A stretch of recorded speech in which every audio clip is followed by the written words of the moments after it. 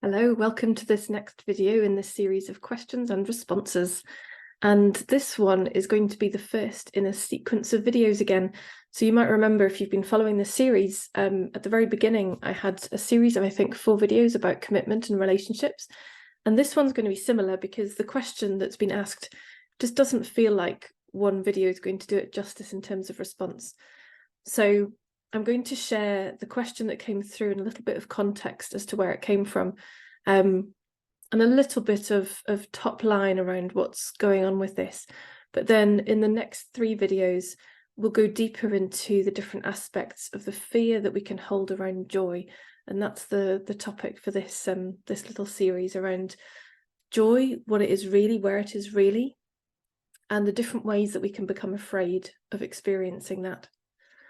So this question came through, as I say, on the back. It was on the back of a newsletter that I sent out a little while ago in relation to joy, and how I've come to see that really joy had been caught up in the spiritual exploration as another thing to delay until I'm finished, until I'm done with all of my clearing of psychological conditioning. Which doesn't mean it was completely absent. My life is, on the whole, its baseline of joy is way higher and has been way higher over the last couple of years than it has been prior to that. But yeah, recently I came to notice this subtle fear still sitting there, a subtle resistance holding me back from the experience of taking the next step, perhaps into the next level of joy. And in fact, this is what I hear from people all the time, that through this journey, and in fact I've shared on the Spiral of Enlightenment video, we see the same lesson over and over again, just from a different level of consciousness, from a different vantage point. And it's like, yeah, come on, time to take the next step. So with this little series of videos, see what the next step might be for you.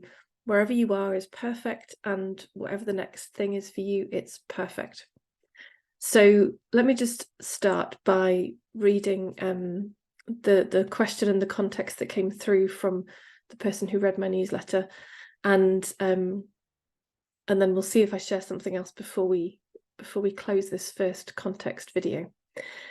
So the primary question was, what do you mean about being afraid of joy? Surely joy is the basis of everything, the ground, the causeless joy that gets talked about. There's no particular thing that created the joy, there's just that uprising, that arising, that wellspring of joy. And when you're feeling like that, it's as though everything gets suffused with that. You bring it to everything and everyone. This reader said, I like that, and I've seen that. So check for yourself. You might have seen that in your experience as well, where there's just this arising of joy for no particular reason. And you see how that spreads into the world, and it creates beauty. It creates joy in the world. Others, it's like it's infectious. Others feel it. You see a beautiful world in front of you. Everything goes just how you'd hoped it would. So yeah, so that's that base of experience, the causeless joy that we are. So this fear of joy you talked about in your newsletter, it sounds like the Protestant work ethic, the idea that you have to work hard and then you'll get to feel joyful. Then you talked about the arising of ego, and I don't quite understand that. The first way I read it was that the joy itself is egoic. Does that mean there's a me or a self that's having a good time and is somehow strengthened through it? That sounds like a relative joy rather than absolute, an ego massage, being recognized in some way and feeling joyful only because you think you're better than someone, only because you think you're winning and you're attached to the idea of that. This need to feel, this need to be recognized in order to feel happy. So that was the first way he'd read that fear, that egoic fear of joy. And then the second way he read it was that there's a judgment of feeling joyful, suspicious of that joy in some way. Is it okay? Is it allowed? Is it safe? Which maybe connects back to the Protestant work ethic, like we have to struggle and suffer before we deserve joy. Can you say more about this and expand on what you were meaning? So that's what these videos are going to be for. So I love this question. I love the fact that my newsletter was ambiguous to start with, so that it prompted this question for this reader.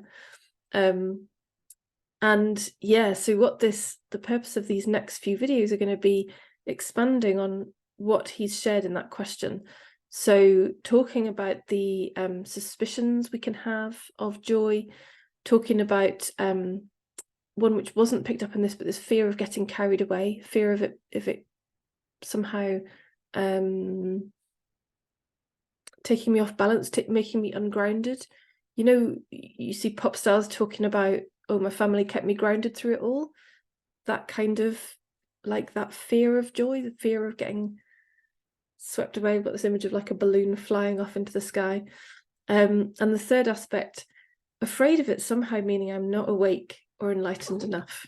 So we'll come to that one too.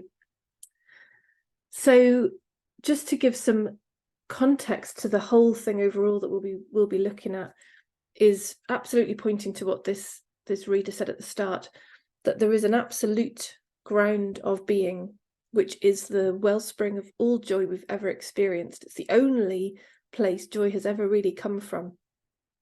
And when we're going to be looking in these next 3 videos, it's going to be looking at the aspects where the ego, the conditioned mind, the idea of being a separate self, where whichever label you want to give it, where that activity of mind has tainted or coloured that beautiful experience of joy. It's flavoured it in some way. It's it's just shifted it out of that purity into something that's a bit more sticky and just not as pure and clean and clear. So so that's what the next 3 videos will be doing. We'll be highlighting some of these aspects of the conditioned mind which can do that tainting work, can do that, can create that experience of the joy just not feeling quite as pure and clear and clean as we know it could do. And with the intention that it will raise into awareness for your own experience and for your own recognition, where you might be fearing joy, where you might be holding it at arm's length, and where you can bring your own fears of the conditioned mind into visibility and see what's going on there. So if you want more on what I've just described there in terms of the absolute and the impact of the relative, the conditioned mind, the whirlpool mind, as some of you will know from my work, I do have a free training on the river of experience, which is a metaphor that describes the whole of your human experience. What I've not yet found anything that doesn't align with that metaphor.